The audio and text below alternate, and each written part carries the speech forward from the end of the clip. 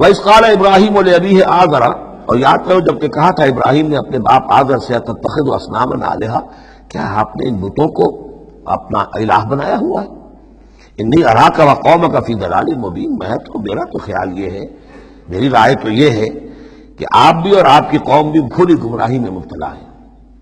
وَكَذَلِكَ نُرِي إِبْرَاهِيمَ مَلَكُوتَ السَّمَاوَاتِ وَالْأَرْضِ، اور اسی طرح ہم دکھانے لگے یا دکھاتے رہے ابراہیم کو آسمانوں اور زمین کے ملکوت۔ ملکوت سے مراد کیا ہے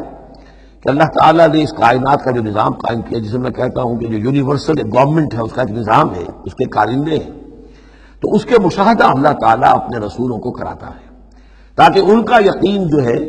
وہ یقین اس درجے کا ہو جائے کہ جیسے کہ اپنی آنکھوں سے دیکھی ہوئی چیزیں، بھلے یکون من الموقنین، اور تاکہ وہ پوری طرح یقین کرنے والوں میں سے ہو جائے۔ لیکن واو چونکہ یہاں آیا، اس سے پہلے ہم محذوف مانیں گے تاکہ وہ اپنی قوم